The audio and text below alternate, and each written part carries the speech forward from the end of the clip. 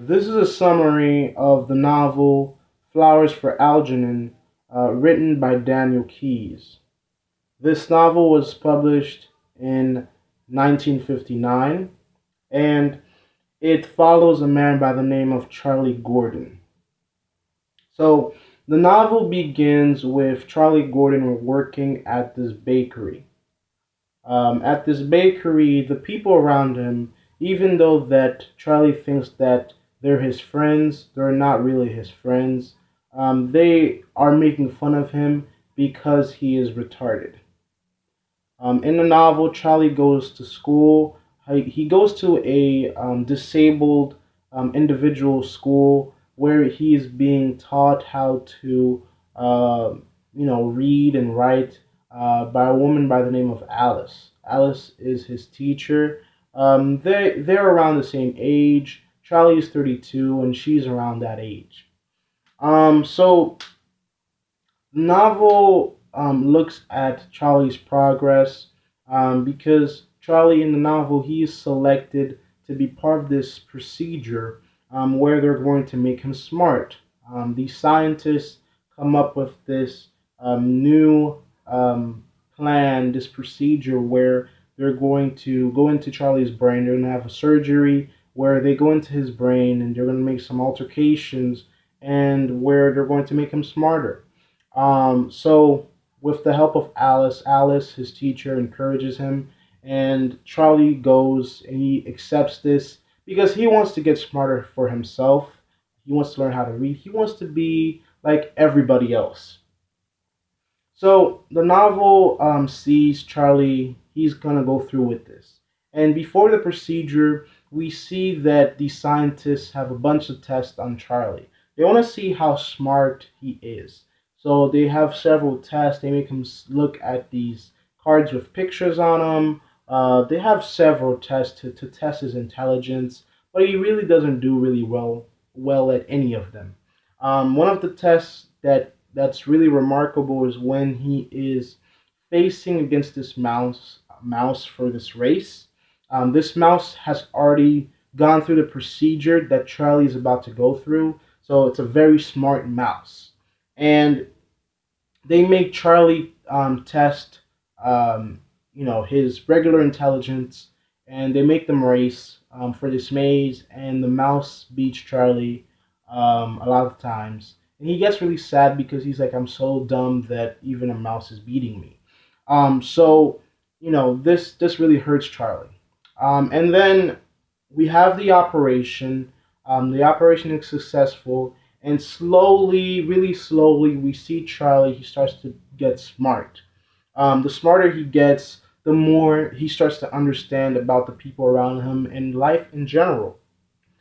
He goes against this mouse against Algernon the mouse, and he beats Algernon 10 times. So Charlie starts to get really smart, and he starts to really his mind starts to develop really fast. As his mind develops, he makes these flashbacks where he's seeing his mother. Now the story goes as this. Basically, what happens is when Charlie was young, his mom had tried everything to make him smart, but nothing would work. She took him to expensive doctors. They tried shock therapy and all types of things on him, but nothing could make him smart. When his mom found out, really recognized that she couldn't help Charlie become normal, she had another kid by the name of Norma because she wanted a normal child. So Norma was normal. She went to school like all the other kids. She made good grades, and she was exactly the child Charlie's mother wanted. And so to not hinder Norma's growth in any way, Rose, Charlie's mother, kicks him out of the house, and Charlie goes to live with his uncle. So you know, after this procedure, all of these things are being revealed to Charlie. They were hidden in his subconscious, but the more and more he gets smarter, the more he starts to recognize why certain things happen to him in his life. Another thing that he recognizes is that all of the people that he worked with in the bakery, none of them are really his friends. They take him out to parties and they make him do stupid stuff. They give him alcohol. He drinks it and he acts stupid, and people laugh at him. People make fun of him. They ditch him in random places. So they amuse themselves with Charlie's misfortune, and when Charlie gets smart, they feel really uncomfortable. So these revelations reveal to Charlie that most of the people that he's known all of his life, they all have been making fun of him. And so the novel moves on, and we see this relationship develop between Charlie and Alice, his teacher, at the disabled school. And at first, Alice was really resistant. She didn't want to be with Charlie, but Charlie becomes really smart. He becomes really educated, and he's really passionate. He really connects with her, and he says that he really loves her. He explains this to her, and this relationship is built between the two of them. And they kind of make this relationship. Alice starts to like him, and she really feels close to Charlie, and then Charlie, feels the same way. And it comes to a point in the novel, Charlie's become really smart. He is extremely smart. He's so smart that he surpasses the high school level, the college level, the PhD level. It comes to a point where he's smarter than professors with people with PhDs. And when he's talking to them, they can't keep up with him.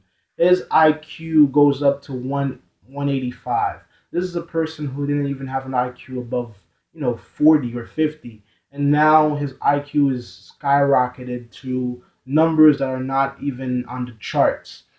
So he's really smart. So Charlie goes to this convention with the scientists that performed the experiment on him, and at the convention, they show everybody clips of Charlie before he was smart, and everybody have a big laugh because Charlie was really stupid and really he was an outcast.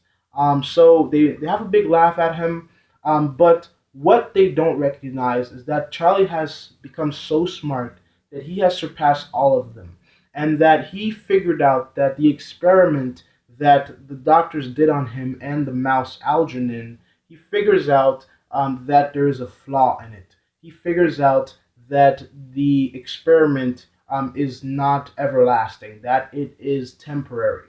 And the novel takes a turn. Charlie leaves the convention before it's even over. The scientists are mad at the end, but Charlie leaves. He figures out this flaw. He takes Algernon with him, and he goes back to New York. Now in New York, Charlie, he delves into books. There's this library that's close by his apartment that he rents. And he goes to this buffet of books, and he just devours all the books that exist. Science, math, anything that's in the library, whatever that has print on it, he reads it, he devours it, he understands it. And the novel continues at like this. But the only problem is, even though that Charlie is excelling mentally, emotionally, physically, as a man, he is not. And his neighbor, and in this apartment complex where he's living, there's this neighbor of his that's by the name of Faye. Now, Faye is a woman who only cares about three things in the novel. She cares about dancing, her naked painting of herself, and sleeping with people. And in the novel, slowly but eventually, she sleeps with Charlie. Even though Charlie was being a kid at first and he couldn't handle that kind of bond because he had just developed in the course of a few months from having the mind of a 6 year old to a mind of someone who is wise beyond his years. So this was very intense for Charlie. It took him a while, but then he finally has this relationship with Faye that means really nothing to him, but it helps him cope with his his primitive behaviors, for lack of a better word. So this develops, and the more he spends time with Faye, the more he starts to understand how he can cope with his feelings for Alice. because he doesn't love Faye. He loves Alice, his teacher. And Alice feels the same way about him. And eventually, at the end of the novel, they do end up together. But before they end up together, again, Charlie figures out that his knowledge, his intelligence is temporary. And he contacts the scientists who, who put the experiment on him. He said he found a flaw, and he does the research. He writes this theory called the Algernon Gordon theory, and he says, "Here's the flaw in this. Here's the flaw in this experiment. Here's what's going to happen. Me and this mouse by the name of Algernon, we are going to lose our minds." One thing to note is that Algernon, of course, we know he's a smart mouse. Charlie had built a maze for him in his apartment, and Algernon, because he had the experiment first, he started to feel the feelings first. And Algernon, um, he started to lose his intelligence. And this mouse, he starts to lose his intelligence. He starts to get crazy. He starts to go back to the primitive ways of a mouse. And this is what happens in the novel. He goes back to his old ways, and he eventually dies, and his brain shrivels off. His brain just becomes dead, and eventually, Charlie doesn't let them just burn the body of Algernon as scientists would. He buries Algernon. He puts flowers on his grave. So we're going to talk about what this means, what the title of this book means after this summary. But that's what happens with Algernon. So the novel starts to go down from here because we reach the climax with Charlie being smarter than everybody. He was so smart that his relationship with Alice was a little bit hindered because he was so smart that half of the time when he was speaking, she couldn't keep up with him. And After this theory, the Algernon Gordon theory was published by Charlie. He wanted to do a few things. First of all, he wanted to see his parents. So in the novel, he does go see his father. His father had divorced with his mother because the whole family was broken because they sent Charlie away. His father Matt wasn't too happy, and he wanted to have his own life. He wanted to have his own barbershop. So he divorced with Charlie's mother, Rose, and Matt went. He's in New York. He does his own stuff. And he has his barbershop. And Charlie does go in really tall. He's really a different man. He's smart. He goes in. He wanted his dad to recognize that it was him sitting in the chair in the barbershop because his dad used to cut his hair when he was little. He wanted his dad to understand that it was him that he was cutting the hair of. But his dad doesn't see this because he knew his son to be retarded. He knew his son to be stupid. He knew his son couldn't be this handsome man, this handsome individual, this smart person sitting in this chair in front of him. So his dad doesn't recognize him. So Charlie pays him, and he walks out without even revealing to his father that I'm your son. So that's really sad. After this, Charlie does go to visit his mother. His mother doesn't really remember him. She has dementia at this point in the novel. You know, she kind of gets her comeuppance because she was very cruel to Charlie. She said Charlie was too stupid and that Charlie wasn't, normal. And in the end, she's not normal because she loses her mind in a way. She kind of like alternates between her old self and her new self and her dementia self. So it's sad, but as the reader, most people would be like, that's fine. You get your comeuppance because look at how you treated your son. Because the descriptions that are revealed about Charlie's past are very sad. The way that his mother treated him, the way that people treated him. There are points in the novel where Charlie just defecates on himself because he didn't know what to do. He didn't know how to act. Um, he does meet it with his sister. Him and his sister, they really had a rough childhood. His sister, although he's the big brother, his sister really didn't want him because he was retarded and he didn't act normal. So kids made fun of her at school, and she didn't want nothing to do with Charlie.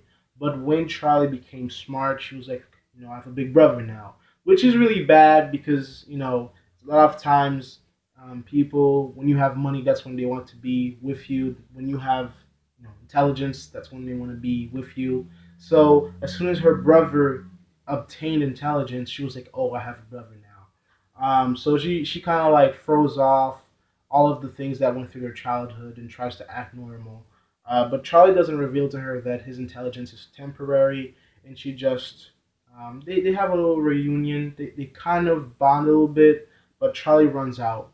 At the end of the novel, Charlie publishes his Algernon Gordon theory, and he reveals the flaw. They can't fix it.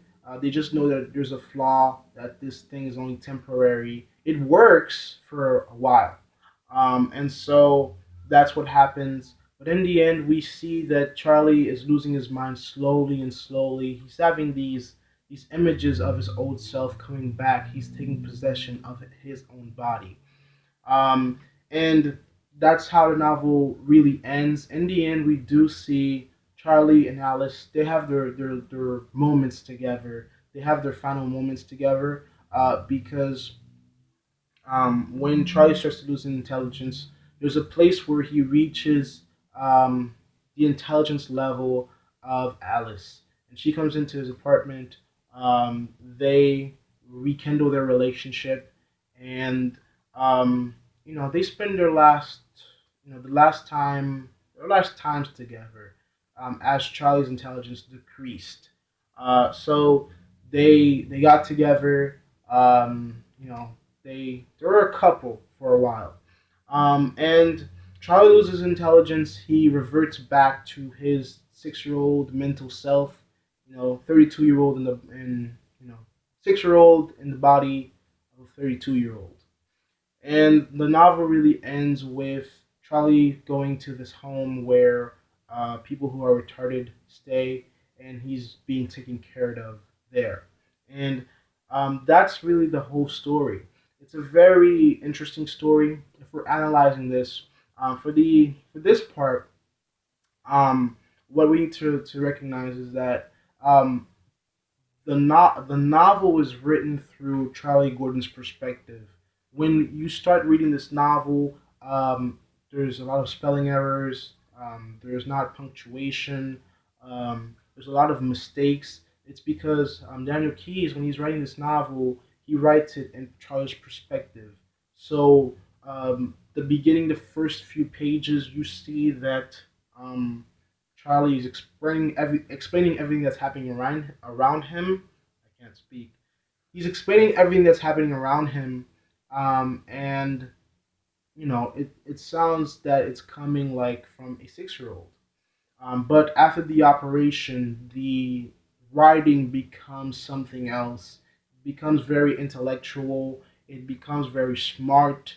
And Charlie is, on cloud nine, and no one can catch up to him because he's just that smart. But in the end, it reverts back, and we see the crease of that because he lost his intelligence. Um, so the novel's really sad. Rose, Charlie's mother, she's just a very bad mother. She wanted everything to be done her way.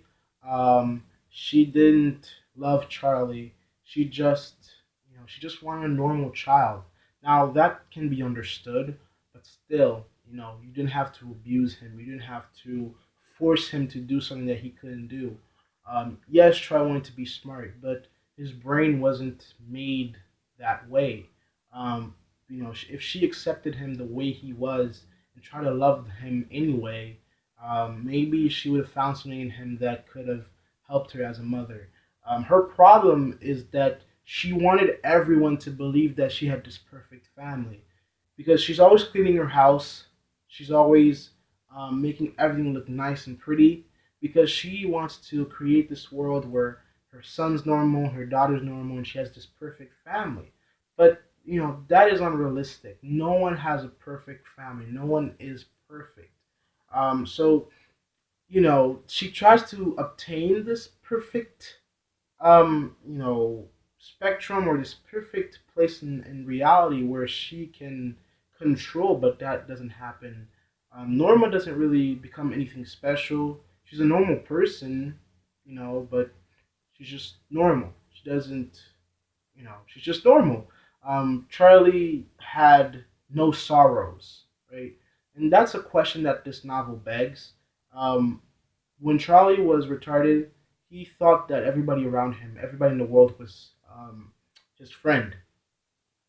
But um, after the surgery, he felt that he was alone in the world. Because when you're intelligent, you are introduced to this world that's very competitive, that you want to be competitive. You want to contribute to the things that are in the world. And everybody is fighting, everybody's looking for a foothold within the things of the world. And you see the evil of man, because all of the scientists that were trying to make Charlie smart, they weren't doing it for Charlie. They were doing it for their own personal gains in the scientific world. They wanted to make a name for themselves. So no one was really looking out for Charlie. Everybody was looking out for themselves. But when Charlie was retarded, he didn't look at the world like this. He looked at the world, even though people were making fun of him, he looked at the world that everybody near him was his friend, was close to him. Um, that's very interesting. The other part of the novel that I do want to talk about is where Charlie goes to this restaurant when he rents his apartment in New York. He goes to this restaurant where he sees his little boy sleeping, sweeping the floor, and he like knocks over a bunch of dishes, and he acts really weird. And Charlie laughs at the boy. Now this is when he's intelligent, and soon he realizes that the boy is retarded. So he finds himself on the outside looking in, and he joins the crowd in laughing this little boy in laughing at this little boy. And this is really great literature, because you see the novel doesn't the author here doesn't blame people on the outside um, for making fun of those who are retarded. Now, it's very easy because Charlie knows how it feels to be retarded. He knows how it feels to be laughed at. But here he is at this restaurant laughing at this little boy that's retarded when he's intelligent. So it creates this area where we think that when if we're not part of it, then we can laugh at it. So since Charlie wasn't part of that, because he's smart, since he wasn't part of the retarded crew anymore, he thought that he could laugh at it. But he soon realized that it's not funny because he went through it himself. So that's a reflection, because when other people are looking into someone who has a disability, who has a problem, um, they don't know nothing about that world. And things that are not normal, things that do not fit into the orthodox of what we see every day, we often laugh at it, or we're often afraid of it. There's only two ways. If something is too scary, we are afraid and we run away from it. If something is too silly, we laugh at it. So the things that are not normal, um, we think are weird or funny, or we mock it. Um, you know, Charlie's mother, Rose, she wanted a normal child. Um, we want norm. Society always wants norm. Society wants the regular. The person who is normal, they go to school, they get a job, they get a family, and they're always competitive, trying to make money and trying to obtain the material goods.